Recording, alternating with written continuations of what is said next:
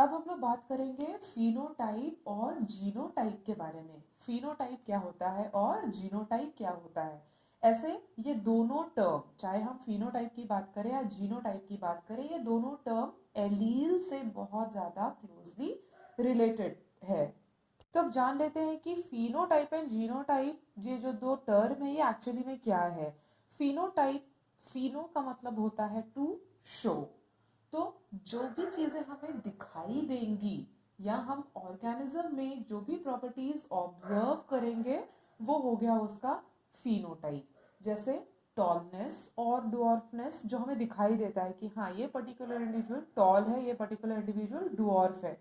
फिर black hair colour और brown hair colour, ये हो गया जो हमें अपनी आंखों से दिखाई दे रहा है कैरेक्टरिस्टिक पर्टिकुलर इंडिविजुअल में, ऑर्गेनिज्म में, ये हो गया हमारा फिनोटाइप। लेकिन जब हम जीनोटाइप की बात करते हैं तो यहाँ पे हम बात करते हैं what ever is the genetic composition.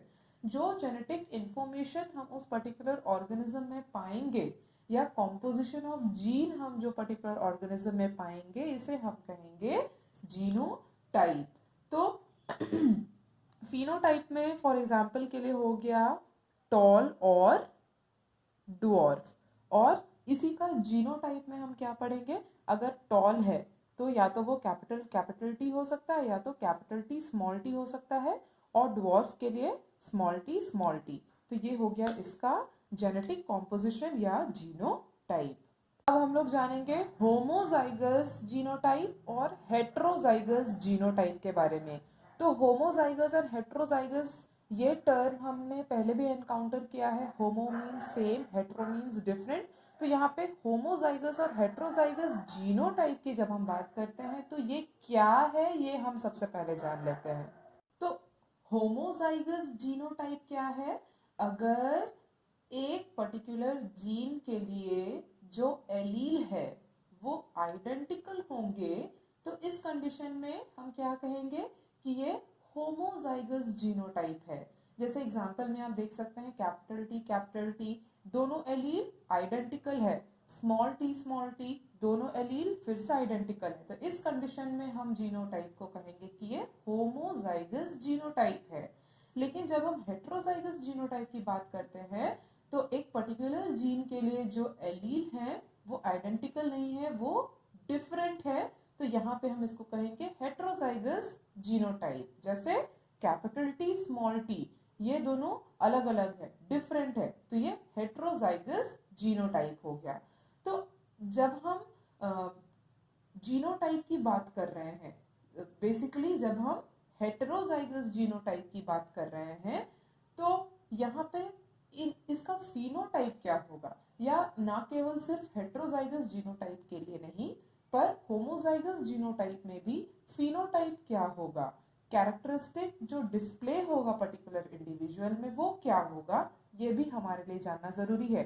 तो हम रिकॉल करेंगे मेंडल के एक्सपेरिमेंट को और जानने की कोशिश करेंगे कि होमोजाइगस जीनोटाइप में और हेटेरोजाइगस जीनोटाइप में फिनोटाइप क्या होगा।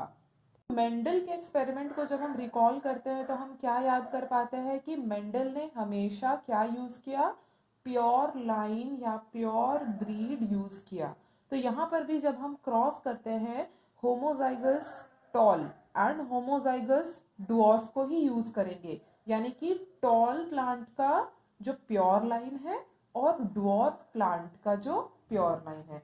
तो पेरेंट जनरेशन में हमने यूज किया है pure line of tall plant and pure line of dwarf plant. यहाँ पर भी हम क्या देखते हैं कि एक आएगा पैटर्नल साइड से और एक आएगा मैटरनल साइड से।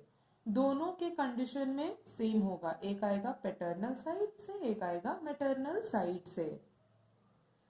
और जब हम इसका क्रॉस करेंगे तो हमारे पास क्या मिलेगा, तो जो रिजल्टेंट हमें मिलेगा ये तो होगा हमारा F1 जनरेशन। तो F1 जनरेशन में हम क्या ऑब्जर्व करते हैं कि हमें जितने भी ऑफस्प्रिंग मिलेंगे वो सारे के सारे क्या होंगे, हेट्रोजाइगस। ये सारे के सारे होंगे हेट्रोजाइगस।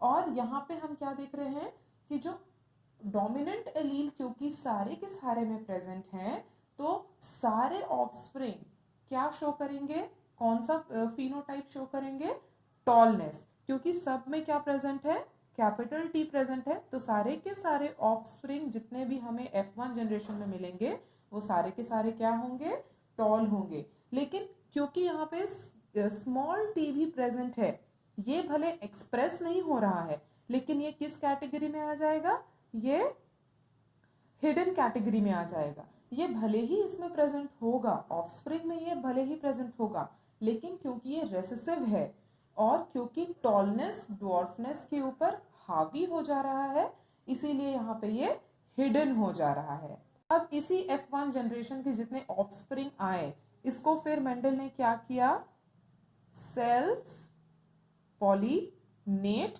होने दिया, और सेल्फ पॉलिनेट करने के बाद हमें क्या मिलेगा, F2 जनरेशन मिलेगा। तो F2 जनरेशन में क्या ऑब्जर्वेशन हमें मिलता है, हम ये भी देख लेते हैं। F2 जनरेशन में जो रिजल्ट हमें मिलता है ये बहुत ही ज्यादा डिफरेंट होता है फ्रॉम F1 जनरेशन।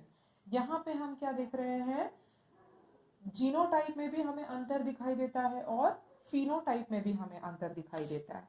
ये हमारा हो गया जीनोटाइप ऑफ F2 जनरेशन, और हमारा फिनोटाइप क्या होगा, क्योंकि यहाँ पे डोमिनेंट, क्योंकि दोनों ही कैपिटल है तो ये हो गया हमारा टॉल।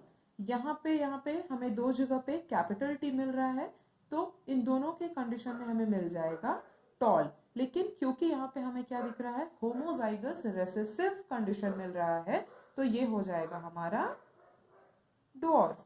तो जब हम ये हो गया हमारा फिनोटाइप। तो अगर हम रेशियो निकालते हैं कि जीनोटाइप में रेशियो क्या आएगा और फिनोटाइप में रेशियो हमारा क्या आएगा, तो यहाँ पे हम क्या देखते हैं कि जीनोटाइप में हमें मिल रहा है, जीनोटाइप में हमें मिलेगा टॉल इज टू ड्वार्फ का रेशियो, जो कि यहाँ पर हमारे पास क्या है, 1 2 3, 3 टॉल है तो यहाँ पे हम 3 लिखेंगे, और ड्वार्फ कितना है, 1। तो जीनोटिपिक रेशियो हमारा आएगा 3:1 का। लेकिन जब हम फिनोटिपिक रेशियो की बात करते हैं तो इसमें हमें क्या मिल रहा है, सॉरी यहाँ पे एक करेक्शन करना होगा, जीनोटिपिक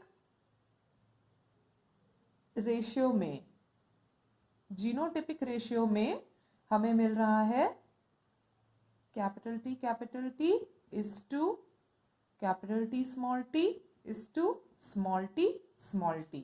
तो यहाँ पे कैपिटल T हमारे पास कितना है, 1, कैपिटल T स्मॉल t हमारे पास कितना है, 2, और स्मॉल t हमारे पास कितना है, 1।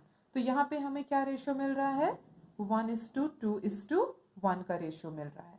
लेकिन जब हम फिनोटाइप की बात कर रहे हैं, यहाँ पे आएगा हमारा टॉल इज टू ड्वार्फ का रेशियो। तो हमारे पास फिनोटाइप में टॉल और ड्वार्फ कितने कितने हैं, टॉल हो गया हमारे पास 1 2 3, तो यहाँ पे हम लिखेंगे 3, और ड्वार्फ आ गया हमारे पास 1, तो यहाँ पे लिखेंगे 1। तो F2 जनरेशन में हमारे पास जो जीनोटिपिक रेशियो है वो आ जाएगा 1:2:1, एंड फिनोटिपिक रेशियो आ जाएगा 3:1। यहाँ पर बार बार दो टर्म को यूज कर रहे हैं, डोमिनेंट एंड रेसेसिव।